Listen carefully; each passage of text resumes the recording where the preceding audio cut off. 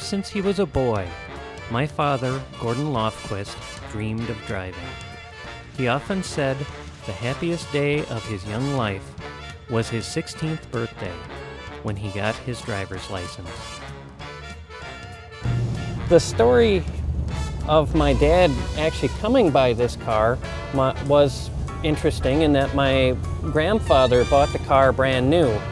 He owned it for a couple of years and then decided that he wanted to get a brand new 1941 Ford.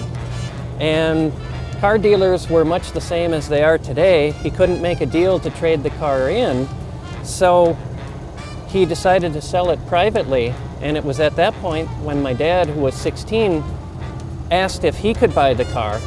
And my grandpa wasn't a rich man, so he didn't have the ability to actually finance him. So my dad got his grandmother, my great-grandmother, to finance him. So she gave him the $800 to buy this car in exchange for him taking her to the grocery store every week. And that's how he came by the car, and he paid her back without interest. And he was the only kid in high school to have his own car. You can make as high as $245 a month. It's kind of hard to explain, but believe you me, it's important. You see, while you're getting all this wonderful technical training in the Air Forces, you're learning about other things, too. Things that are going to pay off in big dividends. You're learning to be alert. You're learning how to handle men and how to do that job with a lot of pride. Yeah, you're learning about courage, too. But you'll know what I mean, and I hope soon, because the Air Forces are proud to think that you might be with them. And by the time you finish your training, America will have overwhelming superiority in the air. Now, this is your place. This is where you'll serve America best. Young men of America, your future's in the sky. Your wings are waiting. Dad was greatly influenced by films like this. He wanted to be a fighter pilot, so he enlisted with the Navy. His flight instructor washed him out of a program that later turned out to be a suicide mission.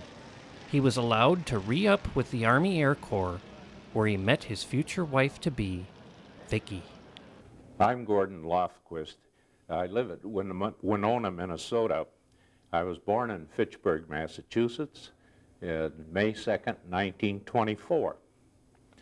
I entered the service in 1943, and RTU at Avon Park, Florida. We made up crew there with Lieutenant Robert E. Edmonds as our first pilot.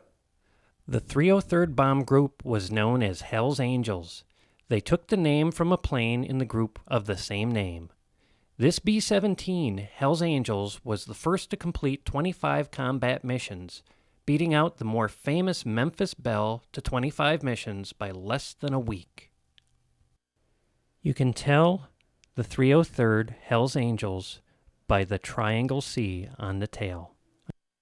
Another misconception is the Hell's Angels bomb group got its name from the biker gang. This is not true. The 303rd was around long before the biker gang. In fact, I've met some in the gang who wanted their pictures taken with my dad to be with the, quote, real Hell's Angels.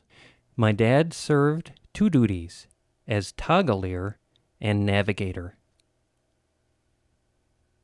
That's my dad in 1944.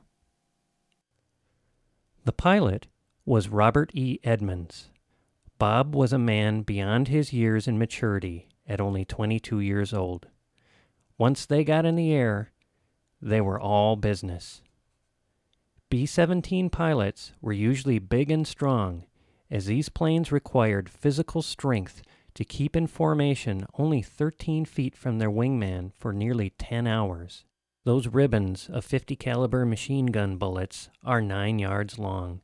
Hence, the ground crew would say to the guys before they left, make sure you give them the whole 9 yards. So my dad used to speak about how this car actually saved his life during World War II. He spoke often of missions that he thought they were going to die. They were driving through German flak fields and in B-17s, and it sure looked like they weren't going to make it that day. So he would close his eyes, and even though he didn't quite put it this way, he would visualize himself driving his car again. He had his hands on the wheel and he was actually going in the car, and he felt like doing that is what actually saved him, because if he was driving his car again, it must have meant that somehow or another he survived this day up in the B-17. So I always thought that was rather interesting, and he attributed that to this car. Dad decided to do a body-off restoration of the 39. The project stalled a while after it had begun. It sat in this barn for 16 years in pieces. It's a story for another day of how we got it back on the road. Sadly, Dad never got to ride in his car again.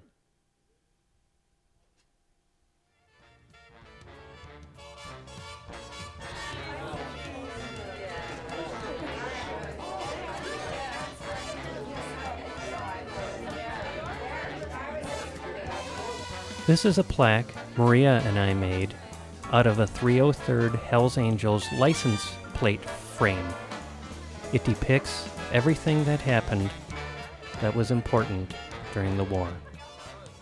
Since my experience in the 8th Air Force, I have always considered that that was the most important thing I ever did in my life, and nothing will happen to change my mind.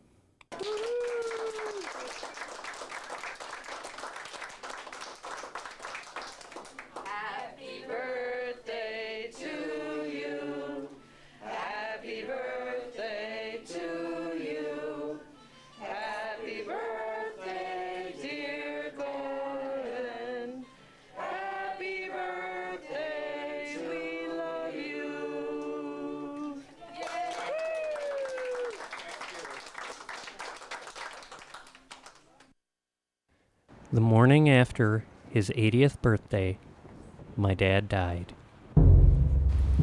Detail, head, prepare to fire for volley. Port, arms, ready,